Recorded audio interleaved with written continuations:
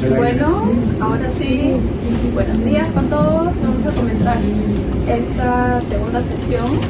Primero vamos a escuchar a Sergio con su presentación No estuve ahí, reflexiones sobre la historiografía del rock en vivo. Después a Camilo con su presentación Y cómo combatir la ley, políticas públicas y marcos legales en las dinámicas sociales en la historia del rock en el Perú. Y como tercero, Esteban, la música rock responde, breve aproximación crítica a la historiografía y estudios musicológicos sobre el rock en el Perú a partir de sus textos musicales desde el caso del grupo de rock fusión, El Polo. Entonces, Sergio, yo lo estoy realizando. Genial, sí. ¿Qué tal? Buenos días. No vamos a estar amplificados porque la sala está tratada acústicamente, deberían poder escucharnos sin ningún problema. Eso de manera general, esto está grabando, pero sí me escuchan todos, ¿no? Sí, perfecto, entonces debería funcionar bien así. Yo voy a tratar un tema que podría parecer bastante banal desde un punto de vista epistemológico, desde un punto de vista de la filosofía, pero que me parece que es importante discutir, dialogar al respecto. Me encantaría escuchar sus opiniones y ver de qué manera se genera un diálogo, más que lanzar mucho contenido. Mucho contenido no tengo, sino me encantaría aprovechar el momento para discutirlo. Y le decía que puede sonar banal, redundante dentro de la epistemología, porque son reflexiones que en general en la historiografía ya se han planteado y replanteado desde la epistemología también, pero que es pertinente para el contexto en el que nos encontramos, que es hacer historia del rock en el Perú. Y para eso me he basado principalmente en los libros que se han publicado y en los artículos que he podido consultar. Principalmente, sin embargo, me he basado en la producción de obras en libros. Y ahí es justamente el contexto que me gustaría subrayar para que tenga más sentido esta exposición. Veo tres discursos que son preponderantes cuando uno se lanza a estudiar la historia del rock en el Perú, en los principales autores que han escrito sobre ello.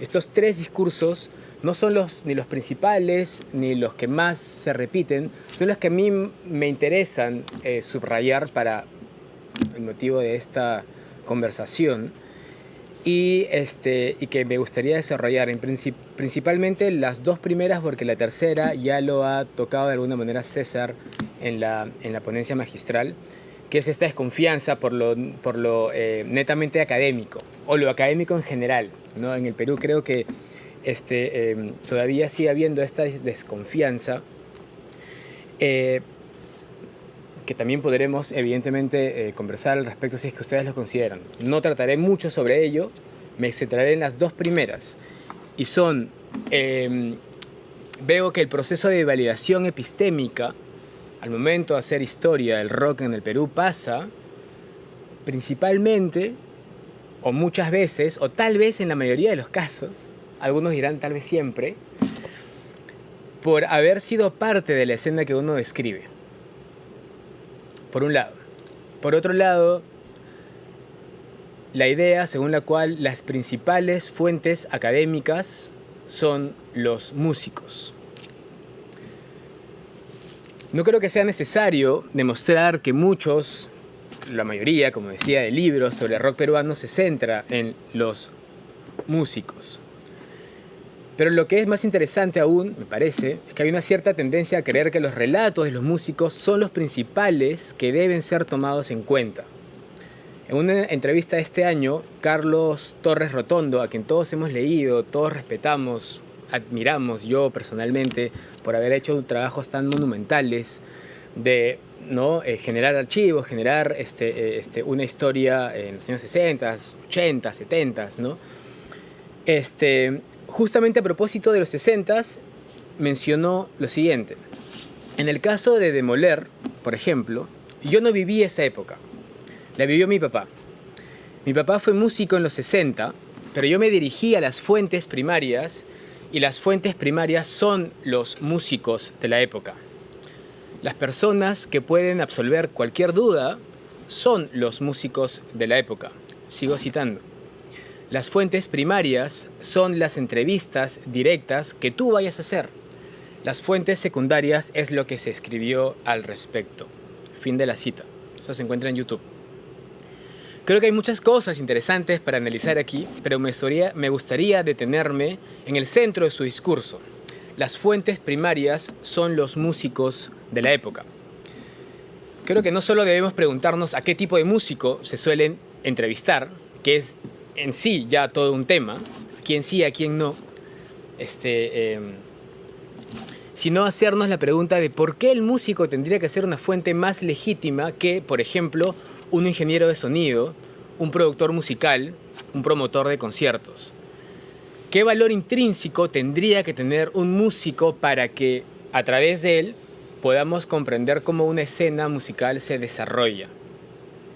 Por otro lado, por supuesto, está el hecho de que una fuente primaria, y esto tiene que quedar claro, puede también ser un objeto, una imagen, un documento. Y lamentablemente estas otras fuentes primarias han sido dejadas de lado en la mayoría de los casos, siempre hay excepciones, de las historias del rock peruano. O por lo menos no han tenido un rol fundamental, ¿no? Debemos, creo, centrarnos en explorar los contratos de los músicos, los artefactos que utilizaron, los instrumentos que tocaron. Hacer una historiografía, una historia material, es todavía una deuda importante que tenemos los que nos interesa la historia. Estar ahí. Hay otro discurso muy marcado según el cual un investigador tiene más legitimidad epistemológica si vivió la época que desea analizar. Esto se lee también si ven entre líneas de los libros que se escriben, y no tan entre líneas. Mencionado la mayoría de veces, diría yo de nuevo, y me encantaría saber sus opiniones de manera explícita. Decía, según la cual un investigador tiene más legitimidad epistemológica si vivió la época que desea analizar, en contraste con uno que no la vivió.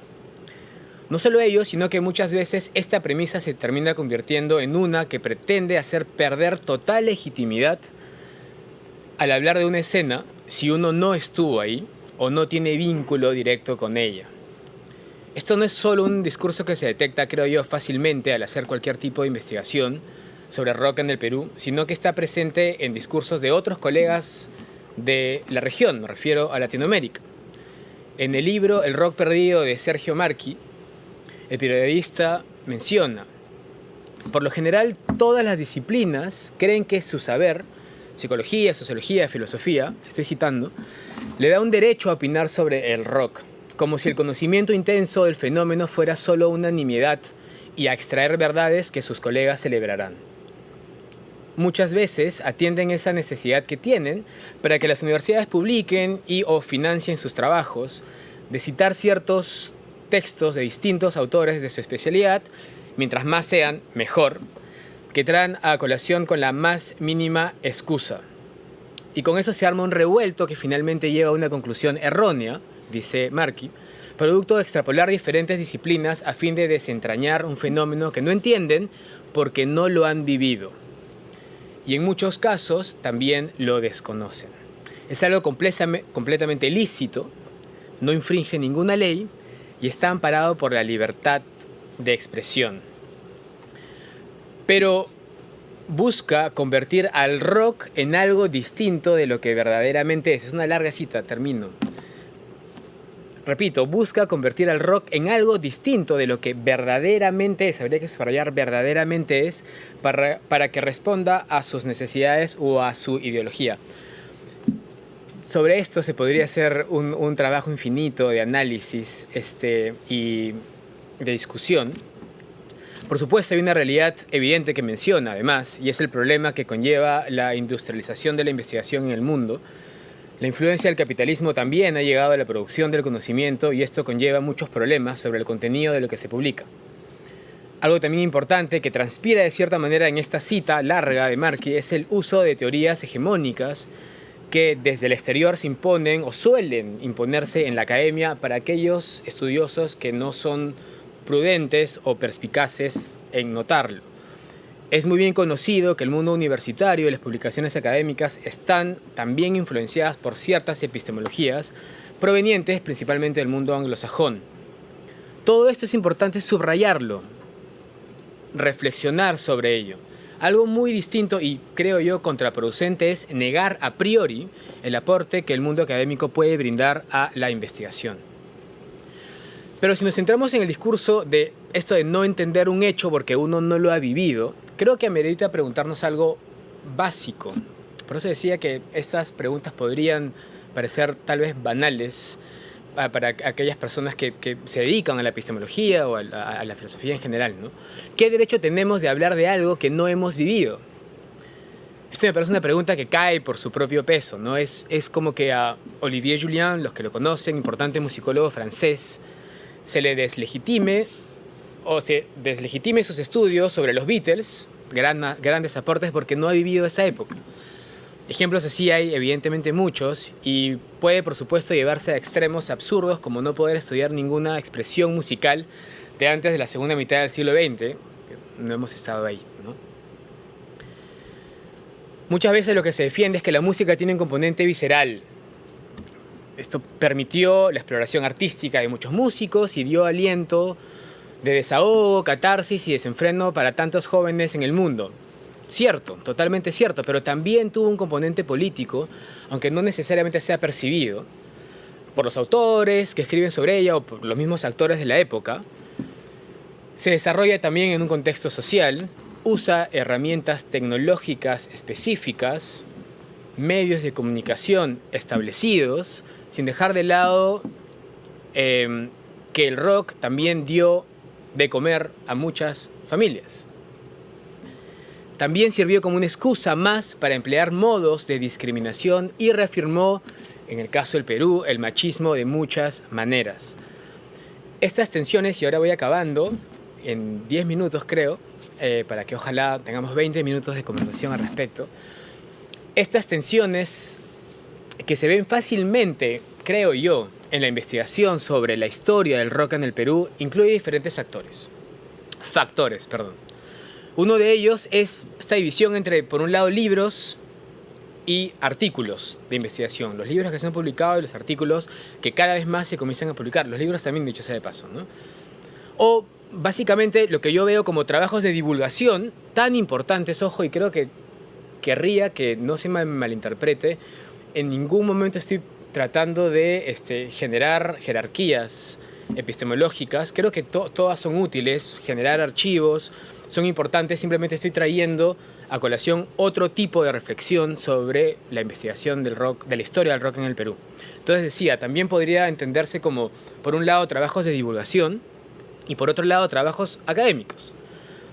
Hay muy pocos trabajos con aproximaciones teóricas en la forma de libros, que son los que más divulgación tienen y los que más generan las maneras de integrar lo que implica hacer investigación histórica sobre el rock en el Perú. Entonces eso es importante. Pero también incluye una división tal vez menos perceptible. Por un lado, escritos con un componente de fanatismo detrás, también muchas veces saludable, y por el otro, escritos sin ese componente. Hay muchas maneras de percibir este fanatismo, pero que baste como evidencia que los principales investigadores de nuestro medio sobre la historia del rock investigan sobre bandas que les gustan y no sobre los gustos que las bandas que les disgustan. De la misma manera se investiga más lo underground o lo más auténtico y no lo comercial o copia, por razones principalmente ideológicas o de gustos, ¿no? Mezclar entonces los intereses personales con la investigación. Eso tiene, repito, beneficios algunas veces, pero también tiene muchas limitaciones. Y yo estoy tratando de resaltar ahora el lado de las limitaciones.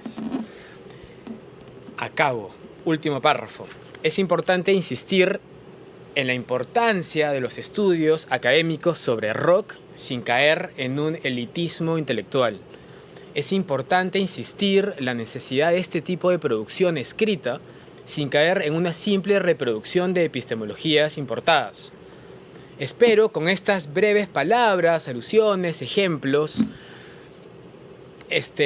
maneras de iniciar diálogos, si lo desean, que las observaciones epistemológicas, que las herramientas de reflexión que nos proporciona la academia, el mundo científico, son útiles, son en efecto útiles para escribir, o son también útiles, podríamos decir, para escribir la historia del rock, o tal vez más útiles en función de sus propias reflexiones. Para escribir la historia del rock, decía, de manera diferente y tal vez con menos ideas preconcebidas. Es la idea, aunque por supuesto es un trabajo constante. Gracias.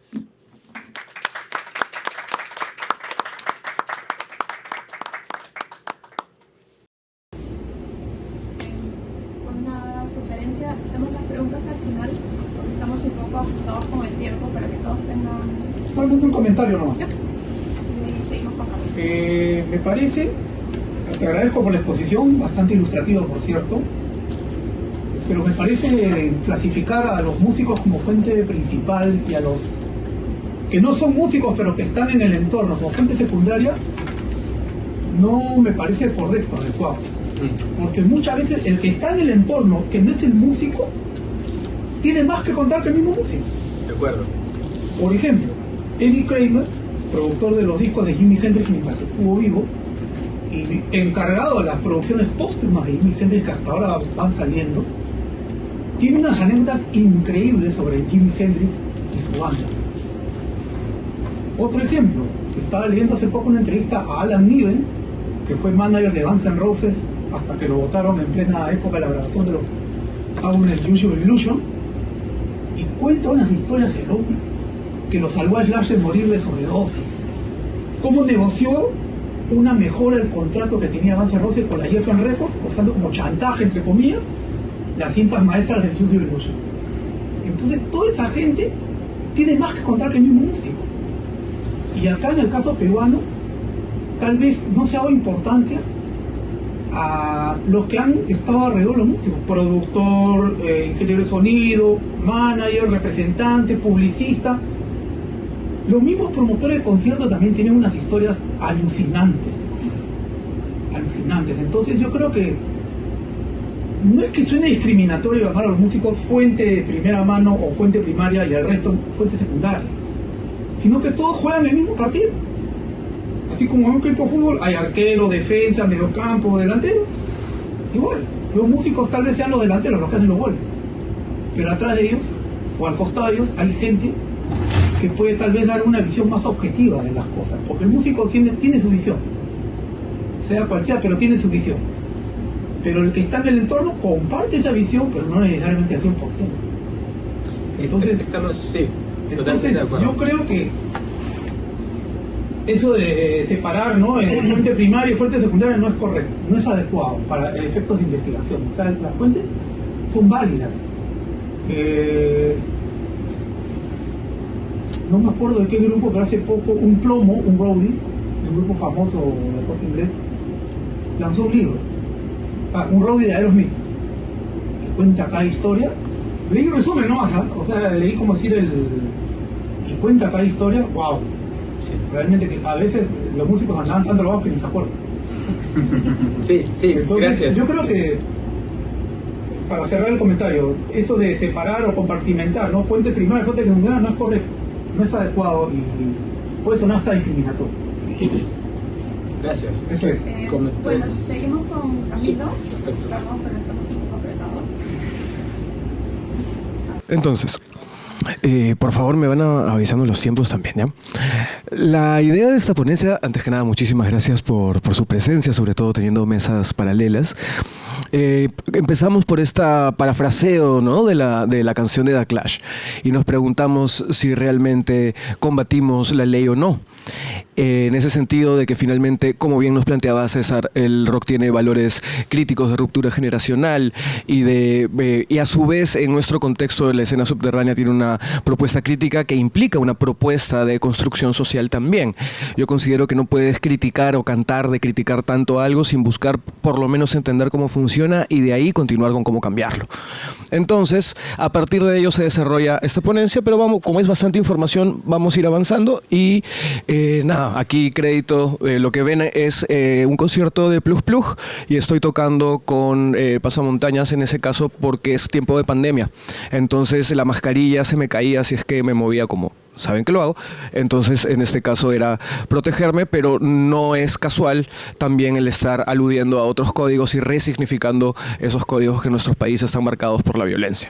Entonces en este caso era darle la vuelta. Fotografía por el buen Robert Salinas. Entonces, a nivel histórico tenemos una propuesta de periodificación que vengo trabajando ya aproximadamente 20 años, en donde tenemos también etapas prehistóricas, donde se planteaba la llegada del rock dentro de las orquestas de música tropical, por ejemplo, la llegada de los primeros fonogramas, la constitución de los primeros covers, etcétera. Pero de ahí tenemos estos primeros bloques de la primera escena. Por favor, la siguiente siguiente diapositiva. Y acá estoy precisando qué géneros surgieron en cada una de las etapas y caracterizo cada uno de esos procesos. Entonces tenemos en la primera escena, como decíamos, ¿no? Es rock and roll, música rock, garage rock, el beat, rock psicodélico, progresivo, fusión, nueva ola, rock pesado, ¿no? Nuestras bases, y ahí pueden ver la correlación de cada una de esas bandas, de esos estilos musicales con bandas específicas, ¿no? Desde los Psychos hasta Tarkus, pasando por el Pollen, por los Yorks, por los Shanes, etcétera. Son bandas concretas, estilos concretos. De ahí tenemos el interludio, que es donde se desarrollan bandas como Frágil y se da el regreso de los canales de televisión al espectro privado. De ahí tenemos el nacimiento de la escena subterránea, que ha sido largamente documentada con el desarrollo, ¿no?, del rock subterráneo como tal, que tiene una estética musicalmente. Nuestro rock peruano tiene características armónicas y melódicas propias que son distintas al desarrollo del género en otros lugares del mundo. El desarrollo de nuestro punk, hardcore, rockabilly, ska punk, new wave, fusión, noise, art rock, etcétera. Consideramos ahí en art rock y performance a María Teta. Shoegaze, incluso con las bases de Col Corazón, etcétera, y aquí podemos ver la gran mayoría de estas bandas en el documental Grito Subterráneo. De ahí en los 90 tenemos el fenómeno de la masificación de la escena subterránea, que en este caso ese término lo he acuñado, en donde planteamos, ¿no?, la llegada de prioridades de formas de fusión, grunge, hardcore punk melódico, el llamado chiqui punk, new metal, la experimentación que en realidad viene pues desde Bolaños con Pulgar Vidal y todos nuestros 50s, lo que llamo punk tal, porque es esa mezcla tipo difonía donde está entre el punk melódico y el heavy metal, el anarcopunk, que tiene su propio desarrollo, y muchas formas de metal donde está el death, el black, el speed y el sonido chacal, como es en la tesis de Camilo Uriarte de la maestría en musicología de la Católica. En tiempos más recientes, que consideraríamos que continúan hasta la actualidad de cierta manera, está la profesionalización de la autogestión, donde hablamos de la música post-internet, en donde tenemos la simultaneidad. O sea, ahorita podemos acceder a más grabaciones de diversas épocas de la historia que nunca. O sea, si te gusta Beatles, puedes acceder a toda la discografía de Beatles, como no pasaba cuando uno vio la Anthology en los 90s. Y ahí tenemos todo ese desarrollo de nuevos géneros también, u otros géneros, ¿no? El post-hardcore, el pop de cantautor dentro del under, lo cual es muy particular, ¿no? Tenemos pop dentro del under, el crash de beat, que es otro tipo de hardcore, el progresivo pero con fusión, el trap, la cumbia psicodélica, el ska tradicional tipo Scatalites, el stoner, que ha sido muy prominente, el doom, el dub, el metal industrial, o cosas como el revival del heavy, como ahora Cobra, que ha estado pues en Australia, en Japón, etcétera. De ahí en la pandemia es muy interesante, creo que hay un asunto de nuevo pop simultaneidad, y pongo la vanguardia es así porque hay como que varias simultaneidad de conflicto entre colectivos que niegan la existencia de los otros. Entonces por eso simplemente estoy resumiéndolo de esa manera. Y al final, un fenómeno que sigue siendo parte de la profesionalización de la autogestión, que considero que es el proceso de formalización de los independientes y el uso de TikTok y nuevos medios digitales para constituir lo que llamamos la nueva escenita.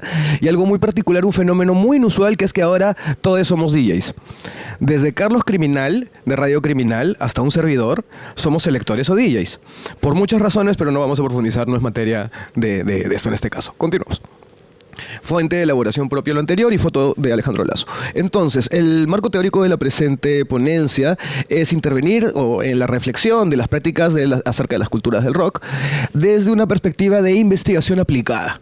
O sea, yo le dediqué la vida a esto, no tengo el tatuaje de anarquía en el dedo gordo por las puras, es como con convicción hacer las cosas. Entonces, la investigación aplicada se expresa en la etnografía cotidiana y la incidencia en mis trabajos, como gestor público, como asesor de empresas, como productor de conciertos, etc. En ese caso es una autoetnografía y sí, es una falacia de que estuve ahí, es la falacia de autoridad de la antropología, que tal vez no es tan falacia, sino que simplemente es un conocimiento situado, ¿no? En ese caso también la perspectiva de Chalena Vázquez, la musicología andina, refiriendo a cómo las funciones sociales de la música se pueden expresar en nuestro contexto y el sentido de poder producir, ¿no?, conocimiento teórico desde nosotros. De ahí los estudios culturales, donde vemos sobre todo la dinámica de identidades y comunidades, vemos Frankfurt, vemos Walter Benjamin, Consumo, un poco pues de Quijano, etc. Gestión cultural y políticas públicas, que es el ámbito en donde todo ello se da, que es justamente el desarrollo de los procesos de gestión como tal, la incidencia en las políticas de gobierno y micropolíticas, y por otro lado los procesos de producción, music business y autogestión, teniendo este contraste, ¿no?, entre el music business como el lado más comercial y la autogestión como la vida misma. Seguimos adelante. Foto de Iván Cardoso con Plus Plus. Entonces, quiero agradecer a Cristian Manlaque y también a Willy Jiménez, a Andrés Tapia. Bueno, acá pueden ver todo el detalle de las fuentes y entramos en materia. El rock no se prohibió por Velasco. Y la prueba es que esta es la foto de Almendra en el Festival de Ancón. Si hubiera sido prohibido, ni siquiera hubieran llegado a participar. Entonces, lo que ocurrió es que sí se dio todo un proceso de nacionalización de los canales de televisión, en los cuales se priorizaron otras manifestaciones y había una preocupación por la tendencia extranjerizante, porque en la prehistoria del rock peruano, el marco legal era que Estados Unidos tenía la refinería Talara. Entonces, por algo, Belaúnde y Velasco hacen reformas agrarias. Belaúnde hizo una reforma agraria antes de Velasco, cosa que a veces olvidamos. Entonces, la Ley de Espectáculos Públicos de 1972 tiene vigencia y reactualizaciones hasta la fecha. La última es del 2018. Ha tenido 3 etapas, ¿no? Primero con Velasco, luego... bastante fuerte con Velasco, luego otras etapas con Fujimori, finalmente también con Petrosi, y tenemos varios momentos en donde lo que se está planteando es favorecer al empresariado nacional, porque lo que ocurría es que la gente iba al cine a ver Woodstock y lo vivía como si fuera el concierto. Entonces, quien invertía en traer a un artista estaba en evidente desventaja ante quien presentaba la película y reventaba el cine como si fuera un concierto. Entonces, esta normativa buscaba beneficiar a productoras nacionales y incluía folclore internacional. Entonces, si tú le preguntas a Estados Unidos, ellos te van a aprobar la exoneración de impuestos como parte de su folclore internacional. En cambio, Argentina también, Inglaterra también, pero no necesariamente todo el mundo. Incluso en algún momento el rock no era considerado cultura para el mismo Ministerio de Cultura o para el mismo INC, y no se permitía exoneración de impuestos al hacer rock, ¿no?, al menos que tuvieras esta dinámica. Entonces, la Ley de Espectáculos Públicos No Deportivos del 72 es el antecesor de la Ley de Espectáculos Públicos No Deportivos que actualmente está en vigencia. Entonces, tenemos la secuencia, ¿no? La Ley de Prensa del 73 fue más fuerte porque buscaba evitar la injerencia extranjera. Y en estos contextos, en el 79, con la segunda ya junta militar, ya no con Velasco, sino con Morales Bermúdez, tenemos nuestro ingreso a la propiedad intelectual. Nosotros ingresamos el 79, Jamaica ingresa el 92, ¿no?, para que se pongan un poco en contexto de nuestras dinámicas de propiedad intelectual. La foto publicada por Crónica Viva, pero en base también reconociendo los trabajos de los investigadores locales. Y acá tenemos, es la etapa que más se ha trabajado, y quisiera, además de los ya conocidos y además el organizador Hugo Lévano, destacar a Jorge Fernández, que hace poco falleció y fue quien hizo la Ley de Espectáculos Públicos y que me contó bastante este proceso. Y claro, a las abogadas que actualmente lo han trabajado, Carla Bernal y Creusa del Campo, que son quienes ven la renovación de estas leyes, y Creusa, que está haciendo su tesis al respecto, que se sustenta la próxima semana. Seguimos. Entonces, aquí el buen Leo Escoria con foto de René Vargas del Fascín Alternativa, Rock en Río Rímac del 85, que fue hecho por el Negro Acosta del Pueblo del Barrio. No sabemos eso. Gestores culturales aún no se llamaba así, ¿no? Pero gente dedicada a la gestión y a la administración ingresa a estas instancias públicas y abre espacio para que el rock subterráneo pueda participar en estos grandes festivales, como fue el Rock en Río Rima como correlato al Rock en Río. Tenemos también otros espacios como la Carpa del Puente Santa Rosa, que era gestionada desde la Municipalidad de Lima, que aquí el buen Juan de Dios, que era el gestor, me lo ha transmitido. Y tenemos otro fenómeno mucho más complejo como política pública, que está basado en la Ley 23743 del 81 de movilización general, que permitía la tortura, permitía el reclutamiento forzado en conciertos. Adrián Arguedas, de Héroe Inocente, de Leucemia y diversas agrupaciones, me contaba cómo en Canto Grande, en San Juan del Lurigancho, llegaban las tanquetas a las puertas de los conciertos de metal a llevarse a la gente, y que incluso en un momento a él se lo iban a llevar hasta que vino un metalero mayor a decirle: anda, mamá te espera en casa, y optó porque se lo llevaran a él, y no era su hermano, para que nuestro compañero baterista se salvara. Entonces, esas dinámicas de reclutamiento forzado las hemos visto hasta la guerra del Cenepa. Eso me lo han contado compañeros de estudios. Entonces, por otro lado, la tortura y detención de artistas, lo cual es testimonio que dieron Patricia Roncal y los integrantes de Eutanasia, lleva a que se vayan del país. Y esa es una política pública en la cual se interpreta los testimonios del grito subterráneo y su reflexión crítica como si fueran pro-senderistas o pro-merretistas. Y en ese caso, Alfredo Márquez estuvo detenido 4 años. Alfredo nos transmite también esa experiencia. Chiqui también lo estuvo, luego fue plomo de leucemia. Y en ese caso también Yucatán, eran las 3 personas, Yuyo, Chiqui y Yucatán, fueron los 3 subterráneos que estuvieron detenidos durante los 90s, y que en el marco de la ley de amnistía del 95, el padre Lanciers lo retira. Y una cosa muy interesante es que el señor Sánchez, padre de los compañeros de Pura Merca, en el momento en el que ve que Chiqui tenía en su celda un póster de Leucemia y escuchaba Joy Division, dijo: estas personas escuchan la misma música que mis hijos, terrucos no pueden ser. Y entraron al proceso de reflexión. Nuevamente, muchísimas gracias a quienes nos han dado esos testimonios. Continuamos.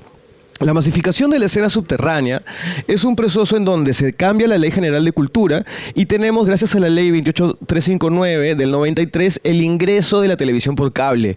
¿Quién diría esta paradoja que Fujimori permitiría la entrada del sentido crítico a la clase media alta, que años después legitimaría el proceso de los 4 suyos o las marchas en contra del mismo Fujimori? Cuando entra MTV con un sentido crítico, se vuelve la moda ser crítico, y eso es determinante en nuestra historia cercana. Entonces, a su vez, se da un trabajo de bases tanto de juventudes y popular en espacios muy contrastantes, como puede ser Miraflores en El Niño Malo y en el mismo Agustí Rock, que es protagonista prácticamente del libro Sube el Volumen. Y en ese caso, eso es una política pública, si bien no tiene una normativa, fue hecho por municipios, e incluso el Agustí Rock logra tener una ordenanza con presupuesto propio, pero como tienen conflictos organizativos no terminan de concretarlo, pero tienen presupuesto. Y a su vez hubo una reacción muy interesante ante todos los problemas del Tribunal Constitucional, el cambio de constitución, el rechazo a la reelección, etcétera. Y acá nuevamente nuestras fuentes al respecto, donde destacamos a nuestros compañeros de los grupos rockeros del Agustino surgiendo solos. Seguimos, por favor. Entonces, la masificación de la escena subterránea, que en esta segunda parte, que también está ilustrada en la muestra fotográfica que acompaña el Congreso, encontramos cómo la programación de contenidos nacionales ingresa a IRTP, y ahí tenemos a Pedro Cornejo, a Marco Aurelio Negre, Charina Vázquez, a Zona 103, etcétera. Y eso se interrumpe, y vemos que a partir de las protestas que están retratadas en la muestra, gracias también a César N. y a Piero Bustos por ello, se tiene la declaración del rock como interés nacional por parte del Instituto Nacional de Cultura, que ya no existe. Sin embargo, en ese momento se llega a dar ese planteamiento. Continuamos. Luego, y esto es un punto, es un hito, si ven solamente es una sola, 2006, y también es otra paradoja porque es una congresista priista, en este caso Luciana León, quien plantea la exoneración de impuestos. Y en esos tenemos, ¿no? Velasco, Luciana León, Petrosi, todos buscan exoneración de impuestos para organizaciones culturales, de tal manera que la población, y ese es un asunto respecto a identidades, ¿no? ¿Cuánto podemos constituirnos como personas peruanas cosmopolitas a partir del consumo, diálogo, reinterpretación de estos géneros? Gracias. Seguimos. Entonces, la profesionalización de la autogestión, que son los tiempos más recientes, y ahora vamos con la carne. Me queda poco tiempo. Vamos a continuación. Sí, la siguiente. Entonces, tenemos aquí qué entidad es, qué área es y qué personas son. ¿Sabía usted que el Teatro Municipal de Lima era administrado por el bajista Dolores Delirio? ¿Sabía usted, no, que el programa Cultura Viva es hecho por el Alejandro El Trompo de Argonautas, o que la peatonalización del centro fue por el baterista de Cocaína del Aire? Seguimos la siguiente, por favor. Tenemos: el Laboratorio Musical capacitó a gente de Lima, Trujillo, Arequipa y Cusco. El Ministerio de Cultura con Conecta nos da capacitaciones continuas. Nos mandó al Mixur. Produce, el Ministerio de Producción desarrolló Joinas, que es una de nuestras principales instancias de compra de entradas, donde está Carlos Zacaría de Contraorden Records, que además fue punto clave también en el desarrollo de la escena. El Festival Cultura Libre desde la MUNI de San Isidro, hecho por Talía Vega y también un servidor. De ahí la reacción del Estado ante el niño costero, con organizaciones de mujeres gestoras que habían sido capacitadas en estas primeras etapas y venían de larga data, y una de ellas nos acompaña como es Katia Moldes. Tenemos la creación del canal IP, tenemos nuestra incorporación para presentar el rock dentro de la programación cultural de los Panamericanos. Siguiente, por favor. Y tenemos en la pandemia, hemos desarrollado el trabajo para capacitar a 13.900 personas que recibieron apoyos del Estado para poder salir adelante en este terrible contexto, y fuimos nosotros quienes hicimos los protocolos para que se pueda tocar en casa, para que se pueda tener conciertos al aire libre. Y esas personas fuimos específicamente miembros de las escenas musicales alternas y culturales alternas, quienes aportamos ya a toda la sociedad. Seguimos... nuestros hermanos que en paz descansan, dinámicas, avanzamos una más. Hay muchas más cosas: los estímulos económicos para la cultura, la gestión del teatro, la gestión de varias instancias de la municipalidad, la implementación de casas culturales. ¿Quiénes son los especialistas? El actual especialista en música del ministerio es el bajista de Golden Chameleon, y antes lo fui yo también. Y el Encuentro Nacional de las Artes se pudo hacer junto con Perú Independiente, que también vienen de la escena del Agustino. Y el nuevo programa Sube el Volumen de Radio Nacional es de Mijail Palacios de Barrio Calavera, ex sindicato subterráneo. Entonces, lo que ha pasado, y vamos con las conclusiones, es que hemos pasado de ser administrados por el legislativo a intervenir en el ejecutivo, de ser estereotipo de persecución política a ser incorporados en el imaginario de lo nacional. Si bien todavía existen ausencias de políticas públicas para la cadena de distribución e integración de las artes, a la educación y comunicación pública, y mantenemos una tensión por el acceso a espacios públicos y necesidad de que se generen políticas para toda la población, más que el Estado sea un productor de eventos. Hay una codicia de recursos. O sea, he presentado una respuesta al Congreso cuando trabajaba en la municipalidad pidiendo que nos renueven los impuestos que justamente la ley de Luciana León había retirado. Se ha tenido una exponencial subida del precio de la calificación de espectáculos no culturales. Los principales espacios de conciertos internacionales son públicos: el Parque de la Exposición, el Estadio Nacional, el Estadio San Marcos. Bueno, puedo decir, luego de que necesitamos más políticas. Necesitamos políticas frente a desarrollos que son peligrosos para la sostenibilidad a futuro. Necesitamos mejores posibilidades de trabajo de gestión pública. Necesitamos otras instancias de desarrollo del espectro radiofónico. O sea, tenemos casos excepcionales como el de Marco, que lleva años teniendo un programa en FM en el Cusco. No es el caso de lo que se da en Lima. Y eso es parte porque la ley de radio y televisión está finalmente normada por la misma asociación, no por la norma misma. Entonces, bueno, y a su vez, además, la complejidad de propiedad intelectual, etcétera. Bueno, nos deja un universo importante, pero también puedo decir, después de 7 años de profesor de gestión en el Museo de Arte de Lima, de que el sentido común y del ethos crítico de no solamente del rock como tal, sino de lo derivado de la escena musical alterna, del rock subterráneo, de la escena del Agustino, del ska, del bar de Bernabé y actualmente los sistemas de sonido, es algo que aportan a la sociedad en general. Gracias. Lo logré, eso fue rápido. A ver, muchas gracias por este espacio. Yo quiero compartirles hoy día algo bien breve, que es una mirada un poco crítica a la historiografía de los estudios musicológicos sobre el rock en el Perú. A partir del texto musical, válgase un poco la parte sonora principalmente, ¿no? Y voy a tomar el caso del grupo El Polen, porque es, digamos, el caso que yo estudié en mi tesis de maestría, ¿no? Yo tengo el objetivo básicamente de plantear algunas preguntas y exponer algunas tensiones entre esta dimensión discursiva musical que tiene el rock, en este caso el Polen, y algunos postulados de la historiografía y juicios de valor que ha hecho esta misma historiografía y algunas interpretaciones que han venido haciendo la musicología sobre el rock. Ahora, un poco para los que no conozcan o para recordar, bueno, el Polen, ahí tenemos ahí al Polen, que es un grupo de rock fusión de Lima, que fue fundado en el 69 por los hermanos Juan Luis y Raúl Pereira, ¿verdad? Entonces, bastante conocidos. Yo distingo dos periodos de actividad del grupo, una desde su fundación en el 69 hasta el 73, donde terminan su tercer disco, de ahí paran, llegan hasta el 97 con Signos de Instrumentos y su actividad continúa hasta hoy en día, ¿no? Los que quieran pueden consultar sus redes sociales, son un grupo bastante activo. Y bueno, son considerados pioneros del rock fusión, también creadores, digamos, según lo que le tilda la historiografía del rock andino, junto con los Jaivas, etc.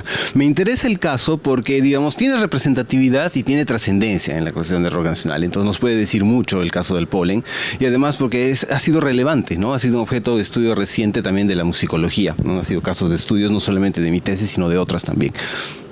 Entonces paso al primer punto, que es plantear ciertos cuestionamientos respecto a las relaciones entre lo que diríamos lo musical y algunas prácticas y discursos relacionados a la autenticidad, ¿no? De la teoría del rock en un contexto local como sería, digamos, el Perú en los años 70, ¿no? Lo primero que yo quisiera comentar es que parece que se trata de plantear un distanciamiento entre las primeras incursiones del rock con lo local, válgase las primeras fusiones, si quieren llamarlo, con lo hecho por el Polen, ¿no? Ahí tenemos, por ejemplo, esas citas donde se dice de que antes del Polen, o sea, la música con el rock con lo local se juntaba pero no se mezclaba, y que a partir del Polen empieza otra cosa, ¿no? Incluso de los mismos actores, ¿no? El mismo Juan Luis Pereira, amigo del Polen, hablaba un poco sobre de que a partir de lo que hicieron con el Polen querían originalidad, no copiar, no hacer covers, cantar en castellano. O que hablando sobre los incas modernos u otras bandas, digamos, que empezaron a un poco codearse con lo local, se les trata como si fuesen buenas intenciones o como una gracia, ¿no? Tocar covers de folclore con guitarra eléctrica es una gracia, según esto, ¿no? Pero sin embargo, yo diría de que luego de un análisis, de que si bien existe una diferenciación a nivel estético-estilístico, o sea, Polen no suena igual a los incas modernos, no suena igual al opio ni al humo, claro, efectivamente no, pero existe un continuismo. Desde el Polen revelamos que existe un continuismo de prácticas que se venían realizando desde principios del nacimiento del rock, ¿no? Válgase en la nueva ola, o como los músicos anglosajones le llaman el early rock, el rock antes del 67. ¿No? Entonces una de esas primeras prácticas es el famoso cover, versión o traducción, ¿no? Por ejemplo, de mi investigación, podemos ver de que en la etapa formativa, cuando el Polen mismo surgió, el Polen surgió como una banda de covers, ¿no? Porque ahí mismo, en el mismo testimonio, Juan Luis Pereira decía de que comenzaron a tocar covers con una instrumentación inusual, pero al final covers al final de cuenta. Y entre esos covers habían covers de temas anglosajones, de los Beatles, por ejemplo, del Incredible Mystery Band, y también covers de folclore, ¿no? Como el Baliche, el Mambo de Machaguay. Entonces, el Polen nace como un grupo de covers, efectivamente, ¿no? Lo siguiente respecto a esto de los covers es, hablamos de un tema local en el estilo rock. Si consideramos, por ejemplo, artículos como el de Melgar, que dice que la primera fusión, digamos, fue una versión local de una música extranjera, entonces ahí tenemos, por ejemplo, claro, los incas modernos en el 65 sacan su versión de Carnavalito, ¿no? En el estilo del surf rock. Entonces, pero ¿qué pasa, por ejemplo, en el disco Cholo, ¿no? Cuando tenemos la versión de Balicha. No es exactamente lo mismo, o sea, también es un tema local en el estilo rock. No será el surf rock del 65, sino ya será el rock progresivo del 72, ¿no? Entonces tenemos que, diríamos que pues, prácticamente si hablamos de práctica musical del hacer cover, entonces es la misma cosa, ¿no? Es hacer un cover, es hacer un tema local en el estilo rock, solamente que en diferente marco estilístico por la época también de desarrollo del rock, ¿no? La siguiente práctica es, hablemos de montar cosas locales, montar sonoridades locales sobre una base de rock. Ahí estaríamos hablando de una fusión a nivel evocativo, alusivo, digamos, o donde lo local tiene una función ornamental. Operación exotista podríamos llamarle, ¿no? Entonces, ahí también podemos hacer una especie de analogía. Mientras el Indian rock, como el opio, por ejemplo, aludía a la música andina usando la escala pentatónica, por ejemplo, en sus introducciones con guitarra eléctrica, bueno, pues entonces también en el disco Cholo tenemos el tema de la flor, donde lo andino es simplemente evocado con unos cuantos giritos de quena no muy constitutivos del tema. De color sí, pero no muy constitutivos. Igual la mandolina en un tema como Sitting Dreaming, como en el disco Cholo, ¿no? O si hablamos un poco más, nos salimos un poco más del andino, hay temas donde utilizan bongos, tumbas, güiros, de una manera, digamos, un poco tan suelta de que simplemente estamos aludiendo a una cosa latina muy genérica, nada más. Entonces, tenemos un continuismo en el sentido que también el Polen, considerado una banda de fusión, o sea, también utiliza esta idea de las alusiones o de montar cosas nada más. Y la tercera práctica que se mantiene es la anglofilia, ¿no? La anglofilia, ya vemos que en su etapa formativa el Pollen, cuando nació, tocaba covers de temas anglosajones, ¿no? Tal vez no los cantaba, o tal vez sí, pero eran temas de covers anglosajones, o sea, no se pierde eso. Y también tenemos 2 temas en el disco Cholo oficiales que pertenecen al Pollen, que son Sitting Dreaming y Tondero, que están cantados en inglés, ¿no? Entonces, no se pierde, digamos, esta anglofilia, ¿no? Y es más, incluso la anglofilia mantiene atado a este rock nacional con su lado cosmopolita también. Entonces, estas son las prácticas. Y que yo saco, digamos, a partir de esto, entonces, como que la historiografía pone que antes del Pollen no había una verdadera fusión, era una fusión, una gracia, una buena intención, o no había una identidad local, era una identidad local ausente o poco construida.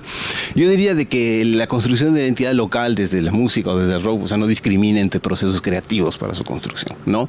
Entonces, en ese sentido, si el Pollen, digamos, es legítimamente desde su práctica y desde su sentido de identidad local que crearon ellos mismos, pues también lo serían todos los otros grupos que vinieron anteriormente. Válgase los Incas modernos, o lo que hicieron, por ejemplo, los Cide al de Ayacucho, o lo que hicieron los Espectros en el Cusco, ¿no? También serían, digamos, tendrían total legitimidad tanto en un sentido de identidad local como de su propia estrategia de cómo hacer esta fusión, ¿no? El Pollen lo haría también, pero desde su propio marco estético estilístico. Entonces las prácticas se mantienen, ¿no? Ahora, el segundo punto un poco que quiero tocar es este de las nociones de autenticidad en el contexto del rock en el Perú, un poco. Ahora digo, la historiografía tiende a leer lo hecho por grupos como el Pollen u otros desde los 70, principalmente desde la perspectiva del discurso de autenticidad del rock anglosajón, ¿no? Y este discurso, por ejemplo, digamos, según este discurso, en resumidas cuentas diríamos que la autenticidad o la idea de autenticidad hace que suene o que la música suene comprometida con una visión artística experimental, que se aleja del pop comercial, o que debe ser crítica a la cultura de masas, o de que debe usar lo folclórico como una especie de alusión a lo utópico, lo ancestral, sobre todo en los 60s y 70s con la contracultura. Ahí también tenemos la cita un poco que lo muestra. Ahora, si consideramos ese discurso, digamos, del rock de autenticidad anglosajón, diríamos que grupos como el Pollen, efectivamente, si escuchamos su música, sí suenan auténticos, por así decirlo. Pero si nos vamos, digamos, y si lo emplazamos dentro del contexto local de principios de los 70 en Lima, por ejemplo, podríamos acotar, digamos, o hacer la observación de que el Pollen, digamos, ejemplifica que el rock del Perú también adolece de los mismos problemas que adolece el discurso del rock anglosajón. En el sentido de que el Pollen no se divorcia completamente de la lógica del mercado y de los medios masivos, ¿no? En el sentido de que todos conocen la anécdota de que el tema, la versión de Baliche del Pollen llegó a la radio, ¿no? Incluso estuvo entre los tops durante un momento. También de que el Cholo, aunque sacó solo 1000 copias, las 1000 se vendieron. Entonces fue un éxito de ventas para tal caso, el disco. Y lo más importante, lo más interesante aquí es que si el rock auténtico se aleja del pop comercial, ¿cómo entendemos de que el Pollen estaba tan cerca de la música y el folclore popular de masas, ¿no? Incluso diríamos que el Pollen o grupos de fusión en ese momento tienen una deuda estilística con los grupos de pop, que serían del popular, de la música popular de masas, o válgase el folclore o la música criolla, ¿no? Entonces, y otras cosas que nos podríamos preguntar respecto a esta idea de localizar la autenticidad es, si el Pollen es auténtico por lo que suena, también serían auténticas las propuestas del rock de emulación como Traffic Sound, como Targus, como Pax, como We All Together, también serían auténticas desde ese sentido, o no lo serían por emular el rock británico, el rock inglés y cantar en inglés, ¿no? O sí lo serían por tocar el verdadero rock y no tocar la nueva ola, ¿no? Entonces ahí hay unas interesantes preguntas de decir cómo todos estos grupos peruanos se autentican o no se autentican dependiendo del discurso que se utilice, ¿no? Y ahora hablemos, ¿existiría una dicotomía rock-pop, digamos, a la peruana? Preguntémonos eso, ¿no? Porque, por ejemplo, diríamos que no existía una industria local de rock, digamos, semejante a la anglosajona, donde sí, digamos, se justificaba esta dicotomía del rock y del pop, ¿no? O una industria o que la industria musical nacional, digamos, era bastante indiferente al rock. Si bien Velasco, como dice Camilo, no prohibía el rock, en realidad no ni sabe ni siquiera prohibirlo, porque era tan pequeño, era tan acotado que él era indiferente, ¿no? Entonces estaban, digamos, un poco más en otras cosas y el rock pasaba tanto para la industria, ¿no? Entonces, que también era hacer rock para la industria, para el virrey era una gracia, no era parte de su business. O si no, es que el pop peruano es la nueva ola. Y realmente el rock peruano se iba contra el pop, llámese pop a la nueva ola. Habría que ponernos esas preguntas también, ¿no? Esos son los cuestionamientos que quiero plantear a partir de esta idea de la autenticidad. Y el último punto sobre autenticidad es hablar de esto de lo orgánico, ¿no? Lo orgánico entendido como un discurso no mediatizado por el artificio tecnológico, ¿no? En ese caso, el Pollen, digamos, ejemplifica esta idea en su instrumentación acústica, netamente en los 70 sobre todo, principalmente acústica. Los discos que nos han dejado son acústicos. Pero el otro punto que me interesa es atender esto de grabar en vivo, o sea, la idea de generar lo orgánico grabando en vivo, ¿no? Ahí tenemos algunas citas de un estudio musicológico y también de un poco de la historiografía, donde se trata de enfatizar esto, de que el grupo del Pollen grababa en vivo todo, pero un poco estudiando un poco la historia y un poco estudiando la música, nos damos cuenta de que no descartó un grupo como el Pollen el artificio tecnológico propio de estudio, como hacer montajes o hacer sampleos. Ahí tenemos un poco un ejemplo donde el tema de su versión de Cholito Pantalón Blanco o su versión de La Puna tienen varios instrumentos, pero realmente solo fueron grabados por los dos hermanos Pereira, ¿no? O que sus arreglos de Balicha o las salidas de Vilcanota tienen hasta 2, 3, 4 voces de quena que fueron grabados utilizando justamente artificios tecnológicos. Y a lo que voy es de que un caso como el Pollen nos demostraría de que, por ejemplo, lo orgánico no es incompatible con el artificio tecnológico. Es más, incluso en el caso del Pollen, el artificio tecnológico ayuda a que el Pollen concretice su propuesta musical particular, que es, digamos, la sofisticación de texturas, por así decirlo, en la música, o un poco reforzaría esta sensación de estar escuchando una comuna hippie de varios músicos, ¿no? A pesar de que tecnológicamente hablando estamos utilizando artificios que fuera del discurso de autenticidad no sonarían orgánicos. Bueno, el segundo punto ya para entrar es postular de que el discurso musical de un grupo de fusión como Rock el Pollen iría un poquito más allá de ser simplemente un producto de una recepción pasiva o de tener una influencia directa de las circunstancias políticas, ¿no? del Perú de finales de los 60 o de construir una versión completamente idealizada de lo andino. ¿A qué me refiero con esto?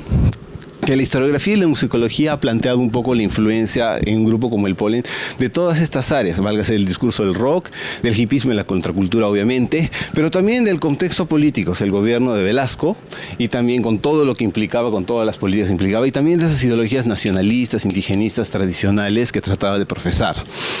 Yo no niego la influencia, digamos, de todo este conjunto, pero postularía de que la influencia no se da de manera tan independiente o desarticulada, sino de que es a través del rock o el discurso del rock o el discurso del hipismo que actúa como un filtro ideológico, lo estoy proponiendo como tal, que es que llegan a grupos como el Pollen todas estas pautas propias del gobierno militar y de las ideologías nacionalistas indigenistas. Pasan primero por este filtro ideológico y recién llegan al Pollen. ¿Y qué implica esto, digamos? Que existe efectivamente una recepción de estos discursos, pero no es pasiva, ¿no?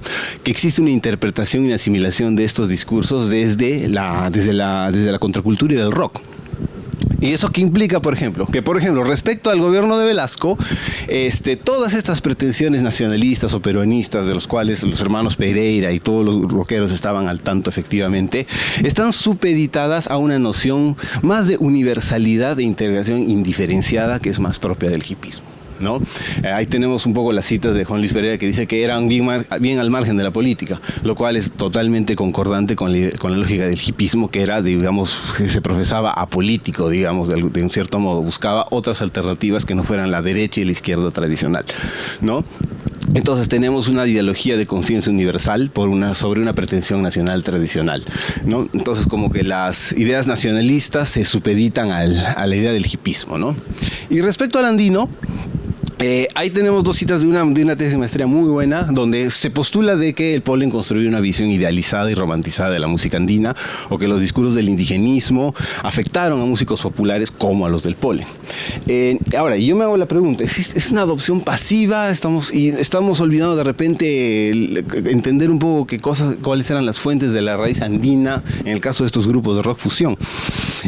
Para yo poder explicar esto, entendamos que, por ejemplo, Juan Pablo González propone como llamar nuevo indigenismo a esta relectura que hace de lo indígena la contracultura, donde lo indígena no busca ser rescatado ni reivindicado, sino simplemente reconstruido desde la experiencia de jóvenes contraculturales rockeros, ¿no? Entonces, bajo esa idea, tendríamos que una noción como el andino se construye efectivamente, pero sobre todo desde los parámetros estéticos y estilísticos de las corrientes del rock de la época, principalmente el rock progresivo y el rock psicodélico. Entonces, bajo esa idea, tomemos todas las fuentes de la raíz andina que tuvo el polen, ¿no? Desde los huaynos criollos que escuchaban en la radio, los referentes como Imazuma, Oscar Avilés, Luis Abanto Morales, las tutorías que tuvieron los Pereira con un músico netamente folclórico como Alejandro Vivanco, lo que pudieron aprender en Cusco, o si quieren de otro modo, todas las músicas andinas que el polen tomó para hacer su obra, de las cuales utilizó, como el fox incaico, los huaynos criollos, cusqueños, los carnavales. Si tomamos esto todo como insumos funcionales a la construcción de una identidad artística, ¿no? Que está basada justamente en estos preceptos estéticos propios del rock de la época, más que una romantización de la música andina, lo que hizo el polen y otros grupos también es simplemente un bricolaje de músicas andinas, ¿no? En base a esta idea de experimentar libremente y de apertura estilística, y un bricolaje donde efectivamente podría haber, digamos, unas piezas donde se construye una idea de lo andino totalmente idealizada, sí, efectivamente, pero yendo hacia el otro extremo también tenemos muestras donde la obra del polen nos muestra una idea o una imagen más real y mundana del folclore, ¿no? Entonces tenemos ahí un poco de espectro donde tenemos todas las piezas que abordan lo andino en los dos discos de los 70, donde tenemos desde invenciones originales hasta un tratamiento bastante respetuoso de las pautas estilísticas del huayno sobre todo, ¿no? Yo quisiera mostrarles ahorita para un pequeño video texto donde ahí quiero mostrar un poco cuál es la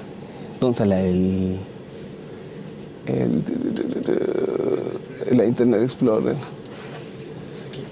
Ahí está. ¿Dónde acá? Más de la izquierda, ese. ¿Este? Ah, no, ese ahí. ¿Dónde está el Drive? Sí, el Finder. ¿Finder? No, ¿dónde está el Drive? Ah, el Drive. Sí, el Drive para mostrar el videito. Ahí está. Regresa ahí atrás.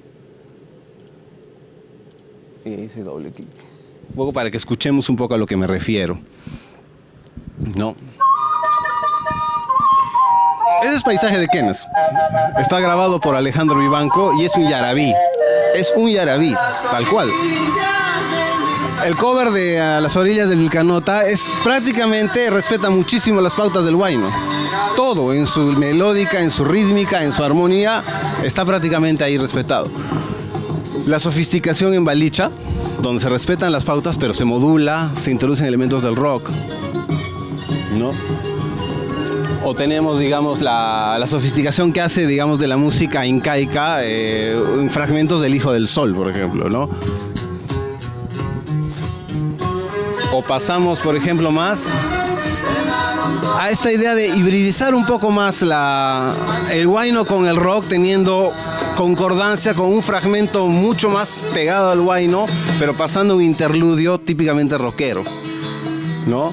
O Mi Cueva, por ejemplo, donde tenemos melodías alusivas al andino sobre un riff de rock, tocado en acústica, pero un riff de rock al final de cuentas, ¿no? O La Flor, como ya hablé, que hace un tratamiento exotista de lo andino simplemente al aludir a lo andino con una quena.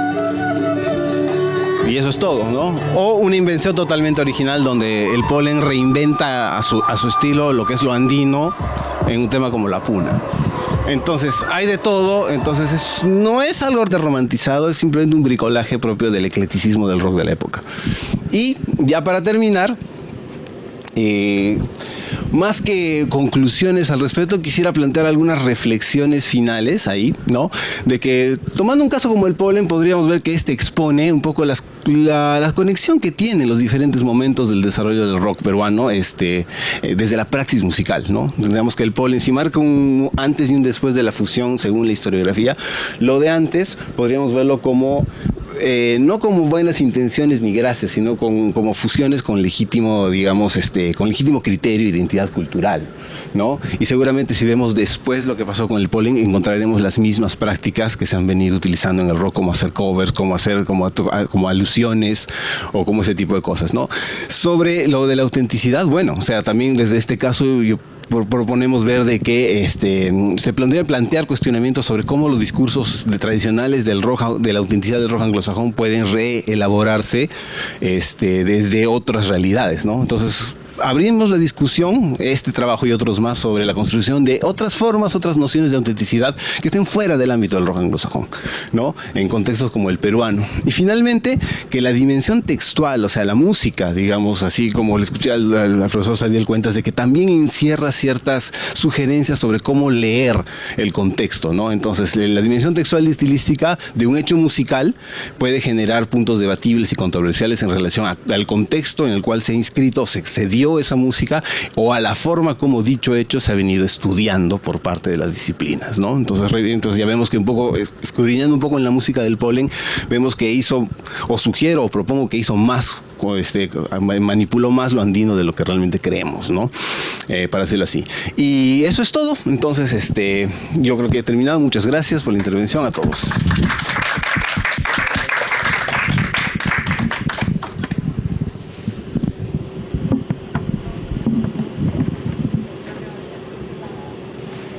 Sí. ¿A qué hora comenzaba a las 12 en punto? Ya habíamos dicho que llevamos 20 minutos, que estamos atrasados. Entonces, 10 minutos, sí. Disculparán por no tener más tiempo. Sí.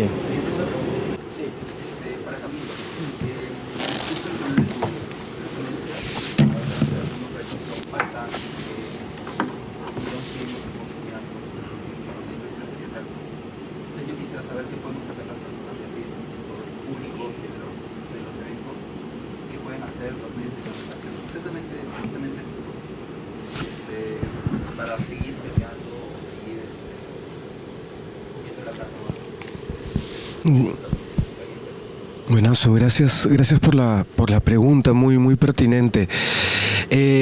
Primero, lo importante es recordar que las personas no son agentes pasivos y que tenemos pues esa capacidad de acción, y muchas veces en instancias donde no sabemos que la tenemos. Pocas cosas más poderosas que ingresar un documento a mesa de partes haciendo una pregunta o solicitando un espacio. En el sentido de si estamos produciendo, si estamos escuchando, o si es importante que quienes le están dando espacio, o cuando los artistas se generan esos espacios, la gente pueda demostrar que esto tiene sentido. O sea, si alguien está, no sé, si es que logramos que ingrese una banda a la facultad a realizar un concierto, asegurarse que la convocatoria que reciba esa banda sea proporcional, ¿no?, al esfuerzo que implica llevarlos. O sea, siempre considerar que somos parte de la escena y que hay una responsabilidad como público, e incluso como artista hay una responsabilidad de ser público de otros circuitos que no son el tuyo, ¿no?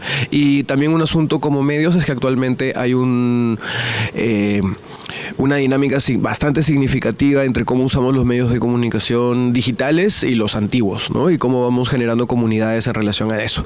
Entonces, a veces no parece, pero el reaccionar, el compartir, el circular, incluso sacar, y eso es muy importante, sacar los contenidos artísticos fuera de la red, como conversábamos con Lisa más temprano, ¿no? O sea, y también me pregunto, ¿cuánto estos sistemas de distribución de estas empresas limitan tu alcance? Y si no puedes pegar una ficha en la pared, ¿cómo funciona el boca a boca colectivo para poder articular un circuito, ¿no? Entonces, una responsabilidad como agentes culturales en cada etapa de producción, distribución y consumo. Eso. Chévere.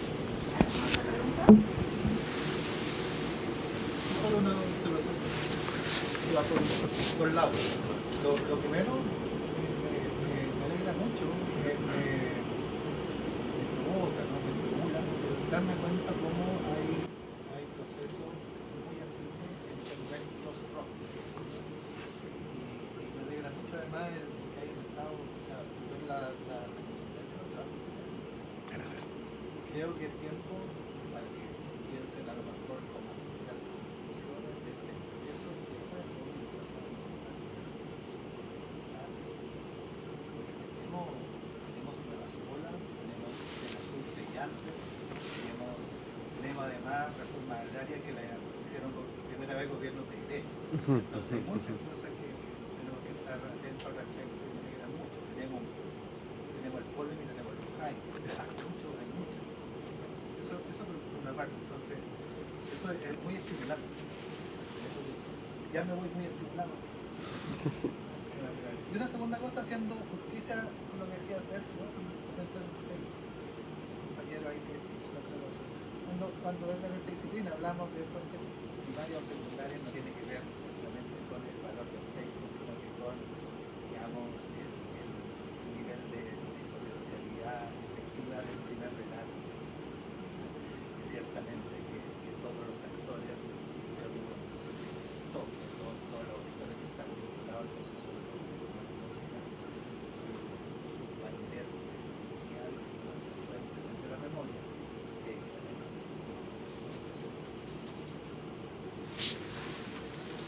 Se tenía que decir y se dijo. Un ingeniero sonido es fuente primaria. Sí, claro.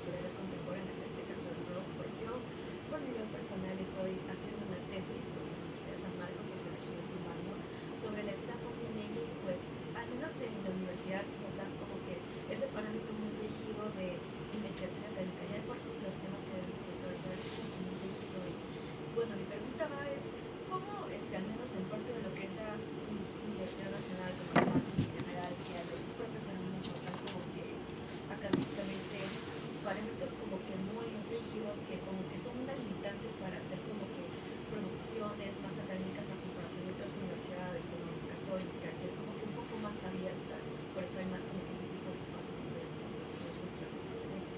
En el caso al menos de mi experiencia como sanmarquina, hay como que esta limitante, y pues, ¿qué consejo darías al menos en mi caso, quienes se quieren dedicar a futuro a lo que es tanto formación cultural como a producir artículos, investigaciones académicas relacionadas al tema del rock o de géneros o movidas culturales y contraculturales de la escena musical? Sí, creo que ya lo estás haciendo, que es ver cómo se genera el conocimiento en otros espacios. Eso es importante, ¿no? Comparar, saber que el quehacer investigativo, académico, científico, implica la autonomía intelectual. Antes que nada, no sé si antes que nada, pero es primordial, ¿no? Y que ya estés comparando cómo funcionan ciertos parámetros, ya me parece que es el camino ideal. Si es que cabe alguna sugerencia, o recomendación, como lo francés. Principalmente eso, pero aquí todos estamos en estos ámbitos, tal vez otras personas tienen más sugerencias. Cómo lidiar con la rigidez académica, definitivamente también considerando la falibilidad de la persona que está enseñando, ¿no? Eso no lo vemos solamente en universidades nacionales, lo vemos en todo ámbito. Hay docentes que no, por mil razones, propician esta autonomía o esta exploración que implica siempre el quehacer investigativo, y más bien justamente ahí es donde pueden haber muchísimos problemas. Y qué bueno que los notes para cuestionarlos, reflexionarlos y hacer lo que estás haciendo ahorita, que es, de nuevo, me parece lo mejor. Estar aquí presente ya es, creo que un super paso. Sí. Y eso creo que quería hacer un comentario sobre esto mismo. En realidad tengo varios para todos, pero de tiempo lograr. No, que hay una Sí, es. como académicos somos responsables un poco de estas discusiones o temas que no son necesariamente tratados en todas las instituciones con la misma libertad. Creo que somos responsables en cierta medida. Hay un artículo que ya tiene muchos años, más de 20, que publicó Umberto Eco, justamente hablando sobre la relación entre universidades y más medios. Y yo creo que esa crítica que se le hicieron a los medios masivos de comunicación en la década del 60 tuvieron un efecto en la academia muy importante, ¿no? Hoy podríamos decir que la academia forma a los medios y los medios también tienen mucha relación con lo que se hace en la academia. Entonces, esa introducción de la teoría de los medios masivos en la academia transformó también los campos de investigación disciplinar. Bueno, simplemente no. Les recomiendo ese artículo que está disponible, es un texto de creo que del 2004 o 2006 de Umberto Eco, que se llama justamente Universidad y más media, y ahí él desarrolla un montón de factores que hacen que de pronto estemos en este presente con respecto a las culturas populares y el sistema también académico de circulación de saberes. ¿Algún otro comentario, pregunta? Sí, yo solo quisiera comentar,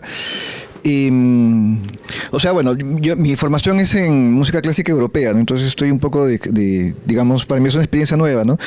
Y cuando he hecho mi investigación para la ponencia que voy a hacer y ahora también en la mesa, me sorprende como extranjero, digamos, en el campo, la importancia que tiene la noción de la autenticidad, ¿no? En todo lo que han dicho, ¿no? Y bueno, también he estado en lo que he investigado ahora, ¿no?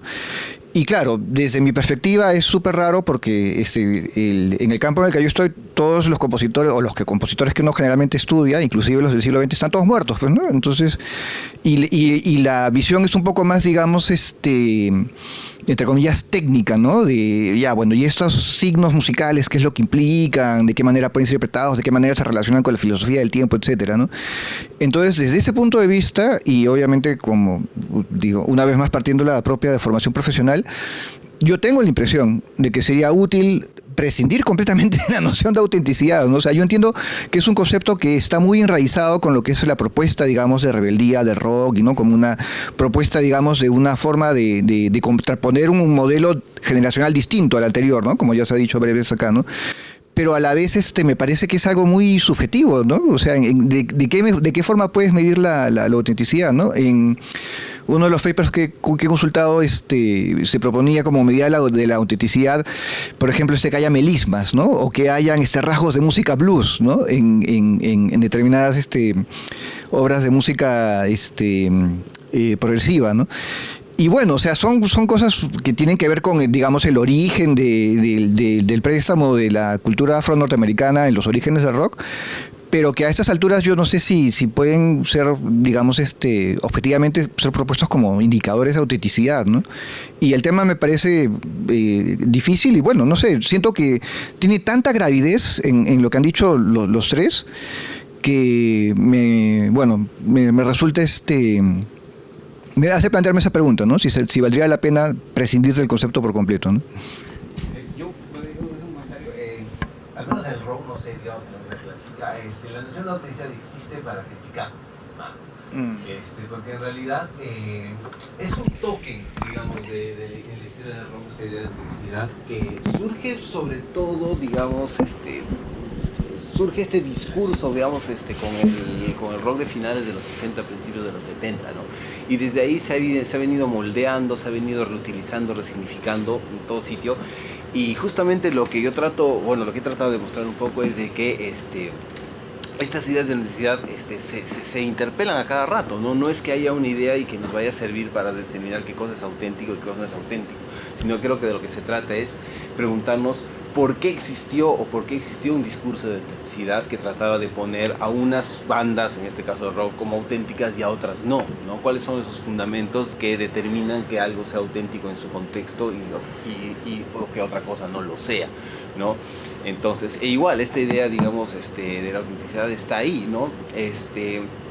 Como poner un ejemplo un poco más anecdótico, o sea, yo creo que hasta ahora, al menos en el ámbito del rock, se ve como inauténtico hacer covers. y se ve como auténtico hacer canciones propias, ¿no? Se ve como inauténtico copiar el rock de afuera y no hacerlo, digamos, pensando desde adentro, ¿no? Entonces, lo interesante no es determinar que esto es o no es auténtico, sino un poco preguntarse, o sea, cuáles son los factores o los mecanismos por los cuales se está dando estos procesos que se conocen bajo la lógica de construcción de autenticidades, ¿no? Y que es un proceso que se va reconstruyendo al igual que el mismo término, ¿no? Entonces, al menos desde la academia intentamos hacer eso, ¿no? Tratar de un poco explicar los términos. ¿Sergio?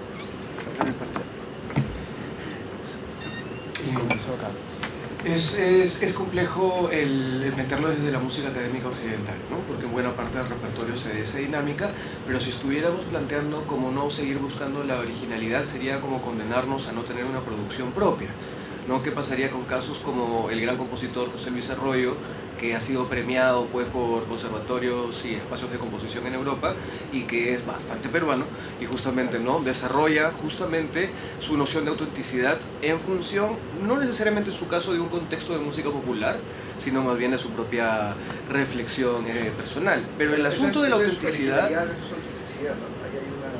El asunto justamente, claro, porque finalmente si vamos a lo auténtico para el desarrollo de la humanidad, ¿qué consideras auténtico si es que para las poblaciones amazónicas las plantas nos enseñan la música previamente, ¿no? Entonces, la noción de autenticidad, de originalidad, es el fundamento de ya en ese caso de las industrias culturales, pero no en el marco teórico, sino en el contexto de las políticas públicas.